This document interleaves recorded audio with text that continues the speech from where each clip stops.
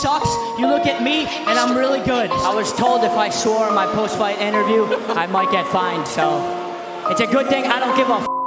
I just beat an absolute animal, and not one of you are gonna do Sabatello fighting for the first time under the Bellator MMA umbrella. John's in the red gloves, Sabatello in the blue gloves, and we are expecting nothing but a big bang in this one, John. And referee Todd Anderson warning both of them that they've got to improve positions, and Sabatello immediately securing another takedown and immediately going to the back of Brett Johns. Excuse me, but is this Groundhog Day, deja vu all over again? It is deja vu all over again. There was something that was telling in that moment because Danny Sabatello could have taken the back completely with both hooks and decided to go back to what he was doing before with that single hook. So there's the roll through by Johnson. John, you mentioned it in round one, almost an opportunity there to go for the guillotine, but is now on his back. And Sabatello in top position, but in the close guard.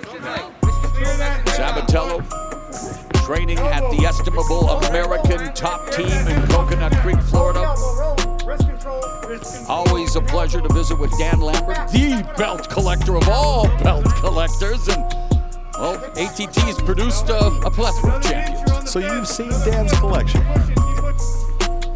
Two of Sabatello's 4 submission wins have been courtesy of a rear naked choke. Last one came in June of last year against Raymond Ramos, and he stayed active during this pandemic year. Brett Johns really trying to make that Kimura hold, that grip. He's trying to put a lot of pressure on it. This is similar. You go all the way back to Pride Fighting days. Sakuraba against Renzo Gracie. You need to be very careful if you're Danny Sabatello in that position. Always like going back to those Pride Fighting Championship days.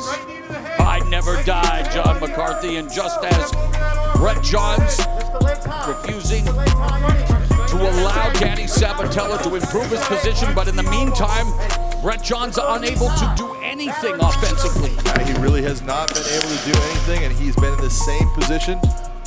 Having exactly the same 30-27, I'll have it for the winner by unanimous decision, the Italian Gangster, Danny Sabatello. Make it 5 wins in a row, the biggest win of his career by far on short notice under the bright lights of Bellator MMA.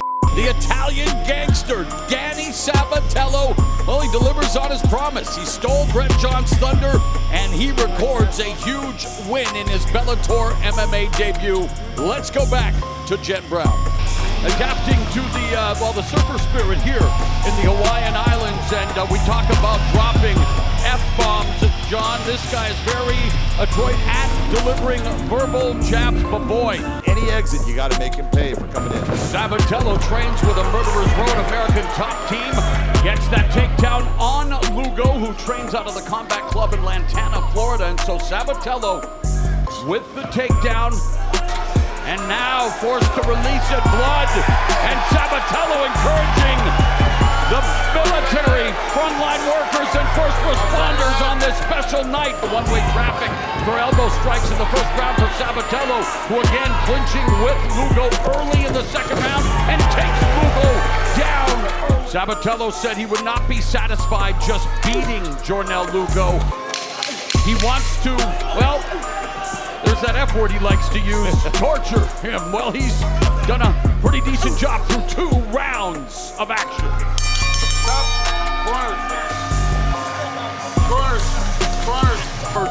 There as he celebrates, and why not? We have to wait to make it official, John, but come on, MMA God. Danny, the Italian Gangster, Sabatello. 12 victories, just 1 loss by way of Chicago. He fights out of Fort Lauderdale, Florida. Danny, the Italian Gangster, Sabatello. The cage, and then you see him circling out and creating at least a feint to stop Danny Sabatello in his tracks, and that's just causing that hesitation that is now allowing that takedown, and that's what he's looking for. He is a proficient shooter from long range. In a different way, he's like the Curry of takedown artists because he scores from long range, and well, Ego is about to go on a trip, but Instead, it's Sabatello attacking the back, putting the hook in. Sabatello already getting the back. He attacks with the calf kick. A lot of movement from Sabatello back to... Oh, there's a jumping knee and then right into the takedown attempt, but it's stuffed by Ego looking for a submission attempt. They'll have a great round. The shot was defended momentarily and maybe running out of some real estate is Sabatello, but he picks Ego up and deposits him back down. Nice job of the Down department, and now here it is, a minute 19 left. Separation between them, but not for long. That's exactly what, when you start to pressure that way and come into it fast, Sabatello is going to change levels, get right in your legs, take you down. Take place in the semi-final round of the Bantamweight World Grand Prix. Danny, the Italian Gangster, Sabatello. I'll rile up the crowd because all of you are and none of you will do. Where's Stots at? For Danny Sabatello, who's being serenaded by boo-birds, but also receiving a lot of support. He is currently on a career-best 7-fight win streak. And Sergio Pettis was supposed to face Pettis in the quarterfinals. There's a level change sprawl by Stots already. Stots defending a takedown attempt by Sabatello. Saw the positional change. Stots was controlling that center of the ring, pushing Sabatello's back to the fence when he went down on one knee. Sabatello changed position. Stots was close to the fence. That's when he shot in. Mentioned that Stots worked with Sergio Pettis at Rufus Ford, and Sabatello does secure his first takedown.